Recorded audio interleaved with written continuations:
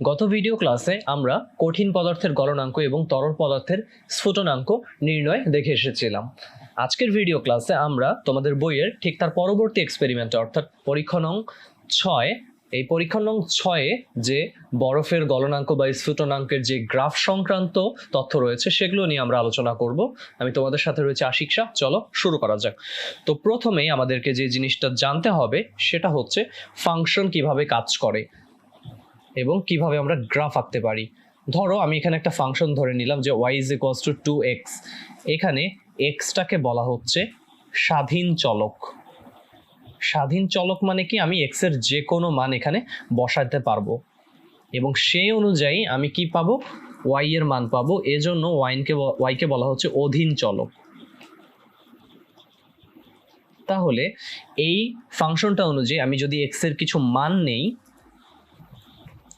ধরো এক্স এর আমি কিছু এখানে মান নিতে চাচ্ছি, ধরো এক্স এর মান আমি নেব 1, এক্স এর মান 2 কিংবা এক্স এর মান 3 বা 4, তাহলে সেই অনুযায়ী আমি ওয়াই এর মান পাবো। তাহলে এখানে ফাংশনটা কি, y is equals to 2x, তাই তো?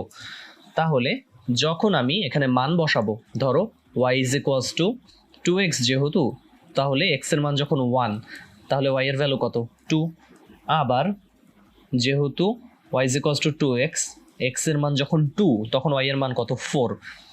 তাহলে আমরা এখানে মানটা বসাতে পারি যে এটা হবে 2, এটা হবে 4, এটা হবে 6, এটা হবে 8। এবার এই অনুযায়ী আমি একটা গ্রাফ আঁকবো। আমার এদিকটাতে রয়েছে x, এদিকটাতে রয়েছে y। তো ধরো যখন x এর মান 1, এই মানটা নিয়ে আমরা কাজ করছি। এটা হচ্ছে 1, 2, 3, 4, এদিকে 1, 2, 3, 4, 5, 6, 7, 8। তাহলে একটু খেয়াল করে দেখো যে যখন আমাদের x এর মানটা হচ্ছে 1 তখন y এর মানটা কত, 2। তার মানে এদিকে 1 x বরাবর, এদিকে 2, তাহলে এটা একটা বিন্দু। আবার x এর মান যখন 2 তখন y এর মান কত, 4, তাহলে 2 আর এই বরাবর আসবে 4, তার মানে এই বিন্দুটা। আবার x এর মান যখন 3, y এর মান কত, 6, এখানে 3 আর এই পাশ বরাবর আসবে 6, এই ভ্যালুটা। x এর মান 4 তখন y এর মান হচ্ছে 8, তাহলে 4, 8, এই বিন্দুটা। তাহলে খেয়াল করে দেখো এই বিন্দুটা দিয়ে আমি যে গ্রাফটা পাবো, এই গ্রাফটা কীরকম দেখতে। এই গ্রাফটা, এটাকে যদি আমি মূল বিন্দু বলি, এটা মূল বিন্দুগামী একটা গ্রাফ, ঠিক আছে? এই ধরনের ফাংশনটাকে বলা হচ্ছে y is equals to mx আকৃতির গ্রাফ, যেখানে x হচ্ছে স্বাধীন চলক, y অধীন চলক এবং m হচ্ছে তার ঢাল। আচ্ছা, আমরা সেই সংক্রান্ত আলোচনায় যাচ্ছি না। একটু খেয়াল করে দেখো যে এই ধরনের গ্রাফগুলোতে যখন y এবং x এর মধ্যে সম্পর্কটা কি, y is equals to 2x, তার মানে y is proportional to x, তার মানে x এর মান যখন বাড়বে y এর মানও তখন বাড়বে, বা x এর মান যখন কমবে y এর মানও তখন কমবে। এবং আমাদের গ্রাফটা কীরকম হবে, গ্রাফটা হবে মূল বিন্দুগামী একটা সরল রেখা। এটা হচ্ছে আমাদের মূল বিন্দুটা, এই মূল বিন্দুগামী সরল রেখা হচ্ছে, ঠিক আছে? তাহলে x এর একটা নির্দিষ্ট মানের জন্য যেহেতু x হয় পরস্পরের সমানুপাতিক, এবং এখানে সমানুপাতিক ধ্রুবকটাকে তুমি বলতে পারো এটা কত, এটা হচ্ছে 2। তাহলে তুমি x এর যা মান সেখানে দিবে, y এর মানটা কি হয়ে যাবে, তার দ্বিগুণ হয়ে যাবে এবং মূল বিন্দুগামী একটা সরলরেখা পাবে। এবার এটা বাদ। এবার ধরো আমি নতুন একটা ফাংশন তোমাকে দিচ্ছি, ধরো y is equals to হচ্ছে 5। এই ফাংশনটা অনুযায়ী আমি যদি একটা গ্রাফ বানাতে চাই, তাহলে আমি আবার কি একটা গ্রাফ আঁকলাম এখানে। এখানে এই বরাবর x, এই বরাবর y। তাহলে এবার ধরো x এর মান 1, 2, 3, 4, যাই মান বসাই না কেন, যেহেতু আমার ফাংশনটা কি y is equals to 5, তাহলে 1, 2, 3, 4, 5, এটা ধরো 5। তাহলে x এর মান 1 হলে y এর মান 5, x এর মান 2, 3, 4 যাই হোক না কেন y এর মানটা কত হবে, y এর মানটা হবে 5। তাহলে রেখাটা কিরকম হবে, রেখাটা হবে x অক্ষের সমান্তরাল একটা রেখা, তাই তো? এই বিন্দুগুলোকে ছেদ করে যেহেতু আমরা রেখাটা আনি, তাহলে এটা এক ধরনের রেখা যেটা কি x অক্ষের সমান্তরাল, এটা আরেক ধরনের রেখা যেটা কি মূল বিন্দুগামী। এই দুই ধরনের গ্রাফ আমাদের এখনকার টপিকটাতে আমরা আলোচনা করব বা পড়ব। তাহলে তুমি কি দেখতে পেলে, তুমি এই ধরনের গ্রাফটাতে দেখতে পেলে যে x এর মানের সাপেক্ষে y এর মান কি একটা নির্দিষ্ট হারে পরিবর্তিত হচ্ছে, তাই তো? দ্বিগুণ হারে। তার মানে y is equals to 2x হয়, x এর আমি যা মান দিব y এর মান কি হবে, তার দ্বিগুণ হবে, তাই তো? আর পরবর্তী গ্রাফটাতে আমি তোমাকে দেখালাম কি যে এক্স এর আমি যাই মান দিই না কেন সেটা কি হবে, সেটা ওয়াই এর মানে কোনো প্রভাব ফেলবে না, কারণ ওয়াই ইজ ইকুয়ালস টু 5। তার মানে এক্স এর মান 1 হলেও ওয়াই কত 5ই থাকছে, 2 হলেও 5, 3 হলেও 5, 4 হলেও 5। এখানে এক্স এর মান কি কোনো তাৎপর্য বহন করছেই না। এবার তাহলে চলো আমরা আমাদের টপিকটাতে চলে আসি। এই টপিকটাতে আমরা কি করব, কয়েক টুকরা বরফ নিব, বরফ নিয়ে সেটাকে বিকারে নিব, নিয়ে ধীরে ধীরে তাপ প্রদান করব এবং থার্মোমিটারের সাহায্যে সারাক্ষণ এর তাপমাত্রাটা আমরা পরিমাপ করব। তাহলে আমরা ধরে নিই চলো যে কঠিন যে বরফ খণ্ডগুলো রয়েছে তার প্রাথমিক তাপমাত্রাটা হচ্ছে -40°C।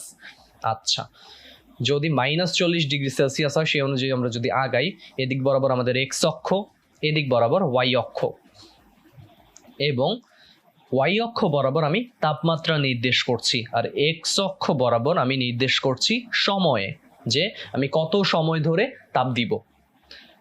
একদম যখন শুরু, একটু খেয়াল করো, একদম যখন শুরুটা কত -40°C থেকে, কারণ আমি বলে এসেছি আমার এখানে বরফটার তাপমাত্রা কত শুরুতে -40°C।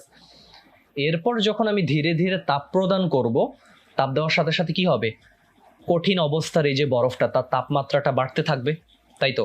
তার মানে ধরো এইখানে সময়টা হচ্ছে আমাদের 10 সেকেন্ড, 20 সেকেন্ড, 30 সেকেন্ড, 40 সেকেন্ড, আমি ধীরে ধীরে সামনের দিকে আগাচ্ছি, তাই তো। তো আমি যখন 10 সেকেন্ড তাপ দিলাম তখন বরফটার তাপমাত্রা বাড়বে, -40 থেকে ধরো -30-এর দিকে গেল। 20 সেকেন্ডে আসার পরে সেটা ধরো হয়ে গেল -20°C।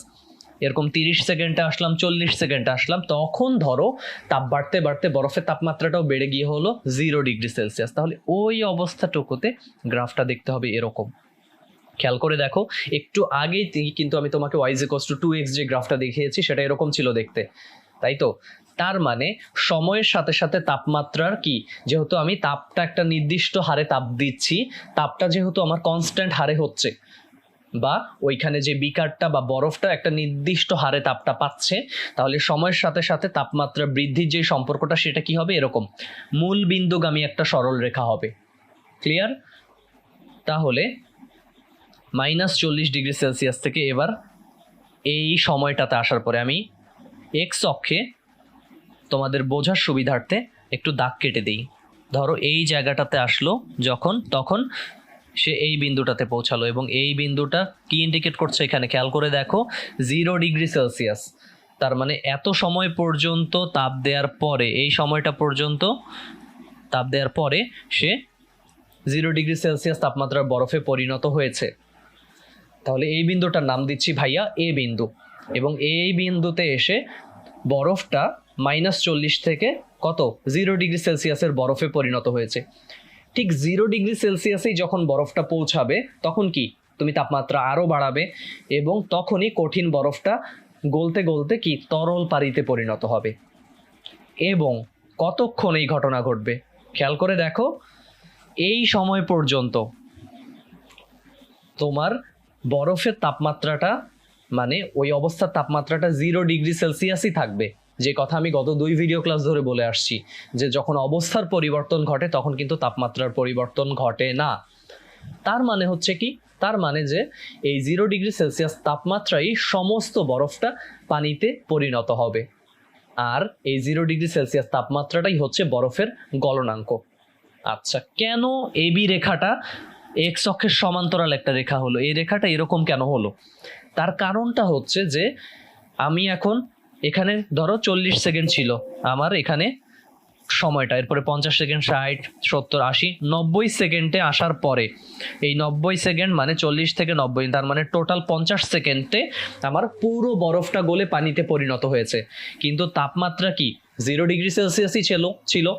তার মানে তুমি যদি একটু আগের মতন এই গ্রাফটাকে চিন্তা করো, ওই যে একটু আগে দেখিয়েছিলাম y = 5, তার মানে এক্স এর যাই ভ্যালু হোক না কেন, 40 হোক, 50, 60, 70, 80, 90 যাই হোক না কেন, এই ভ্যালুতে কি কোনো চেঞ্জ হবে না, কারণ এই তাপমাত্রাটা কি যতক্ষণ না পুরোপুরি বরফ গলে পানিতে পরিণত হচ্ছে ততক্ষণ এই তাপমাত্রাটা ফিক্স থাকবে। এজন্যই এবি রেখাটা হচ্ছে কি এক্স অক্ষের সমান্তরাল একটা রেখা। আশা করি তোমরা বুঝতে পেরেছো যে কেন এখান থেকে এটা এরকম হলো এবং কেন এটা এক্স অক্ষের সমান্তরাল হলো। আমি তাহলে এই জিনিসটাকে একটু মুছে ফেলি। আর আমরা একটু লেজার পয়েন্টারে চলে যাই যাতে করে দেখতে সুবিধা হয়। তাহলে -40 থেকে তাপমাত্রা বাড়তে বাড়তে এই বিন্দুতে এসে 0°C চলে এসেছিল। এরপরে এবি রেখাতে তার কি তাপমাত্রার কোনো পরিবর্তন হয়নি, কিন্তু সে কনস্ট্যান্টলি তাপ পেয়েছে। এখানে সময় যত যাচ্ছে তাপ তো বাড়তেই থাকবে, তাই না? তাপ দেয়া তো আমি বন্ধ করে দেইনি।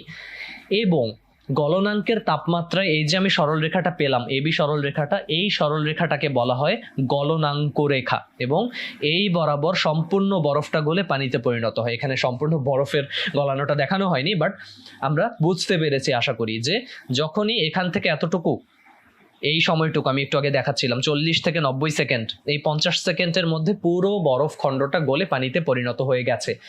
কিন্তু বরফ গলা শুরু হয়েছিল কখন? এ বিন্দুতে এসে, যখন সে -40 -20 থেকে 0°C আসলো, তখন বরফ গলা শুরু হয়েছিল। আর বি বিন্দুতে এসে পুরোপুরি বরফটা গলে পানিতে পরিণত হয়ে গেছে। আর এ বি রেখাটাকে বলা হচ্ছে কি গলনাঙ্ক রেখা। এবং এই রেখাটা বরাবর কি হয়? এই রেখা বরাবর বরফ এবং পানি উভয়ই অবস্থান করে। এটাকে আমরা বলছি কি বরফের গলনাঙ্ক রেখা। এই রেখা বরাবর কি হচ্ছে? বরফ এবং পানি উভয়ই অবস্থান করছে। কিরকম? ধরো এটা ছিল 40 সেকেন্ডের অবস্থা, 40 থেকে 50 বা 60-এ তুমি গেলাম। এই 20 সেকেন্ডে কি কিছু অংশ বরফ, কিছু অংশ পানি। তারপরে 70, 80, 90 সেকেন্ড পর্যন্ত গেলাম যখন, তার মানে এই পুরো 50 সেকেন্ডে পুরো বরফ খণ্ডগুলো গলে পানিতে পরিণত হয়েছে। এই জন্য এ বি রেখাটা এক্স অক্ষের সমান্তরাল, অর্থাৎ ওয়াই অক্ষ বরাবর কোনো পরিবর্তন ঘটেনি। আচ্ছা, এতটুকু বুঝলে এখন তুমি বাকি গ্রাফটাও বুঝতে পারবে। বি বিন্দুতে আসার পরে তাহলে বরফ খণ্ডগুলো যতগুলো ছিল সমপরিমাণ পানিতে পরিণত হয়ে গেছে। তার মানে এ বিন্দুতে তুমি পাচ্ছ 0°C তাপমাত্রার বরফ, আর বি বিন্দুতে তুমি পাচ্ছ কি 0°C তাপমাত্রার পানি।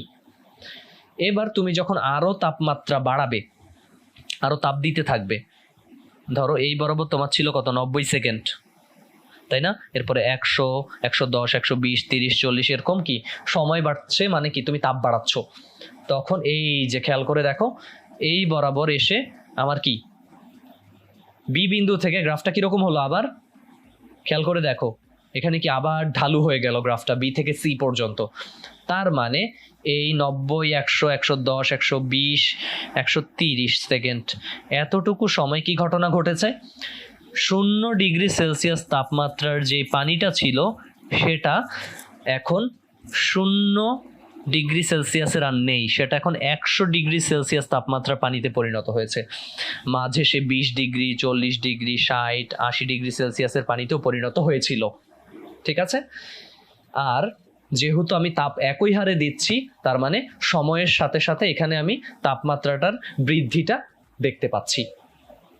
তাহলে এখন সবার কাছে আশা করি জিনিসটা ক্লিয়ার যে এ বিন্দুতে হচ্ছে 0°C তাপমাত্রার বরফ, বি বিন্দুতে 0°C পানি, আর সি বিন্দুতে সে হয়ে গেল কি 100°C তাপমাত্রার পানি। ওকে, এরপরে আমরা তো তাপ দেওয়া বন্ধ করিনি, তাপ রয়েছেই এই পুরো অংশে। এই যে বিসি অংশটাতে কি পানি অবস্থান, 0°C পানি এখানে ছিল, এরপরে বিসি এই পুরো জায়গায় পানিই ছিল, কিন্তু তাপমাত্রার পরিবর্তন হয়েছে, তাপমাত্রার বৃদ্ধি পেয়েছে। এরপরে আবার যখন আমি এই যে 130 সেকেন্ড থেকে আবার ধীরে ধীরে বাড়তে বাড়তে বাড়তে বাড়তে বাড়তে ধরো এই পয়েন্টটাতে আসলাম, এখানে ধরো 250 সেকেন্ড হয়ে গেছে আমাদের। তার মানে 130 থেকে 250, এই 120 সেকেন্ডে এই 100°C পানিটা যখন সি বিন্দুতে আসলো, তখন সে কি হবে? বাষ্পে পরিণত হবে, তাই তো? কিন্তু পুরো পানিটা কি একই সময় বাষ্পে পরিণত হবে না। যত সময় ধীরে ধীরে আগাবে, সামনের দিকে যাবে, তত কি এটা সামনের দিকে আগাতে থাকবে। এবং খেয়াল করে দেখো এখানকার তাপমাত্রাটা কিন্তু 100°C রয়েছে। এর মানেটা হচ্ছে যে পানি যখন 0°C পানি 100°C পানিতে পরিণত হলো বা তাপমাত্রায় উন্নীত হলো, এরপরে এই পানিটা কি বাষ্প হওয়া শুরু করবে। কিন্তু যতক্ষণ না পুরো পানিটা বাষ্পীভূত হবে, ততক্ষণ পর্যন্ত আমার তাপমাত্রাটা ফিক্স থাকবে, সেটা 100°C থাকবে। ঠিক আছে? তার মানে তুমি যত সময় তাপ দাও না কেন, তাপমাত্রার আর পরিবর্তন হবে না যতক্ষণ না পুরো পানিটা পুরোপুরি বাষ্পে পরিণত হচ্ছে। তাহলে এই পয়েন্টে আমি কি পাবো? এই পয়েন্টে আমি পাবো 100°C তাপমাত্রার বাষ্প। খেয়াল করে দেখো, এই জিনিসগুলো কিন্তু খুবই গুরুত্বপূর্ণ এমসিকিউ এর জন্য কিংবা সৃজনশীলের জন্য। তাহলে এই পয়েন্টে, এ পয়েন্টে 0°C তাপমাত্রার বরফ, এই পয়েন্টে 0°C পানি, এখানে 100°C পানি, আর এখানে হচ্ছে 100°C তাপমাত্রার বাষ্প, তাই তো। আর এই 100°C তাপমাত্রায় যেহেতু সমস্ত পানি জলীয় বাষ্পে পরিণত হচ্ছে, তাহলে এটাই কি পানির স্ফুটনাঙ্ক। এবং এই সিডি রেখাটাকে আমি একটু ক্লিয়ার করে দিই এই জিনিসটা। হ্যাঁ, এই সিডি রেখাটাকে আমরা কি বলবো, এখানে যেহেতু বাষ্প পাচ্ছি এটাই হচ্ছে কি পানির স্ফুটনাঙ্ক রেখা। আর এই রেখা বরাবর সময়ে পানি কি করে, পানি এবং জলীয় বাষ্প উভয়ই একই সাথে অবস্থান করে, এটা খেয়াল রাখতে হবে। ক্লিয়ার? আচ্ছা, এই পর্যন্ত আমরা সবাই বুঝে গেছি আশা করি।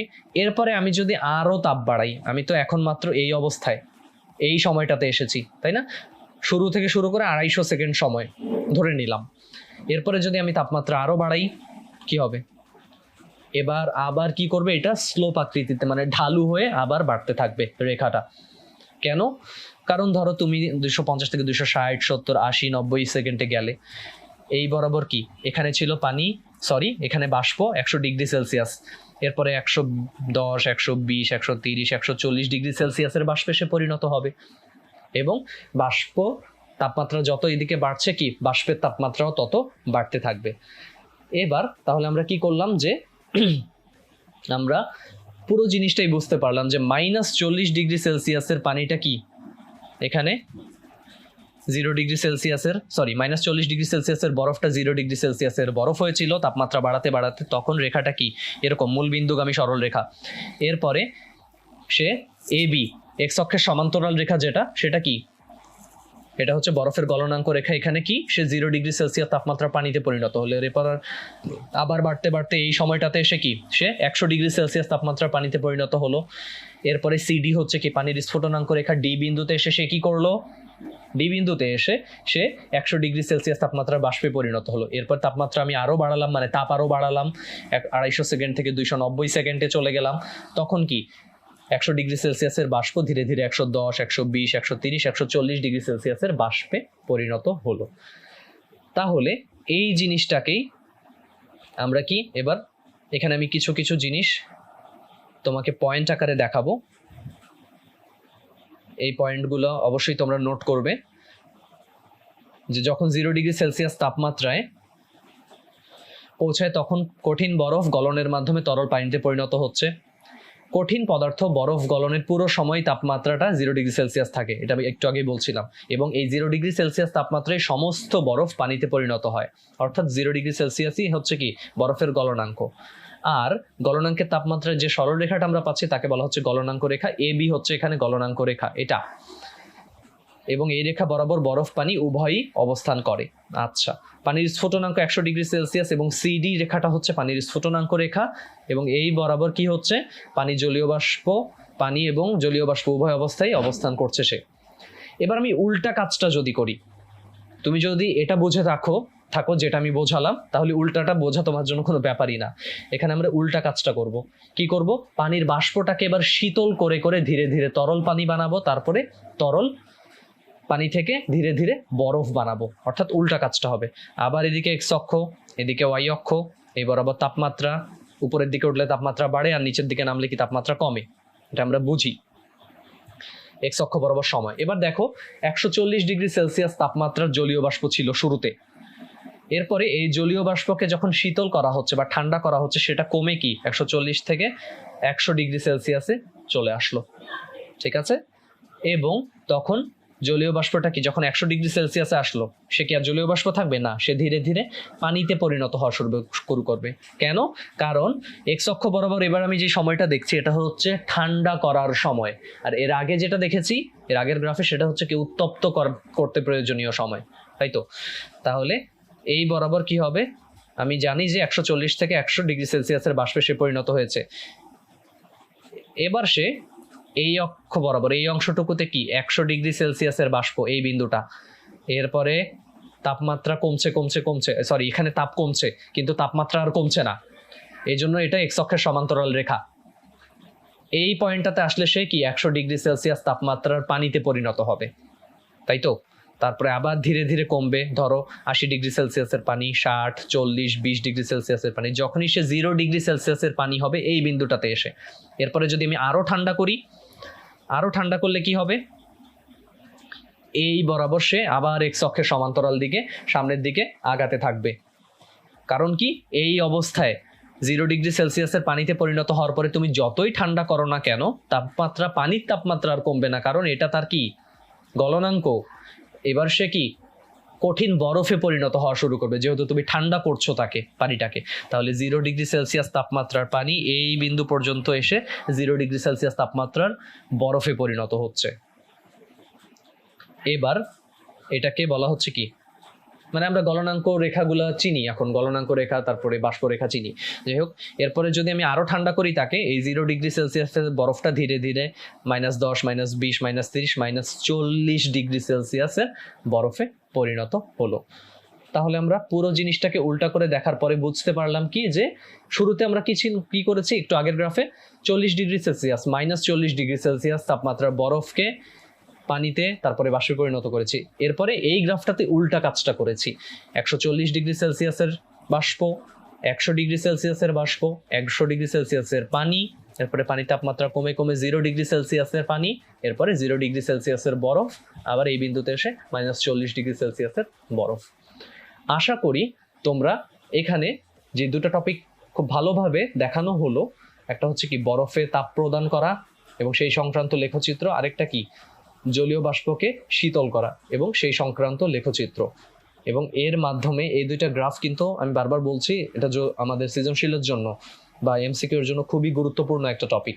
তোমাকে এই রেখাগুলোকে বুঝতে হবে, এই বিন্দুগুলোর অবস্থান বুঝতে হবে, যে কোন বিন্দুতে পানি কিংবা বাষ্প কিংবা বরফ, কোন রেখাটা কি নির্দেশ করছে এটা তোমাকে বুঝতে হবে। যেমন এই রেখাটা জলীয় বাষ্প পুরোটাই, এই রেখা বরাবর কি জলীয় বাষ্প আছে, পানিও আছে, আবার এই রেখা বরাবর কি পুরোটা পানি, এই বরাবর কি পানি আছে, বরফও আছে, আর এই বরাবর কি পুরোটা বরফ। এই জিনিসগুলো, এই বেসিক জিনিসগুলো আমাদেরকে খুব ভালোভাবে বুঝতে হবে।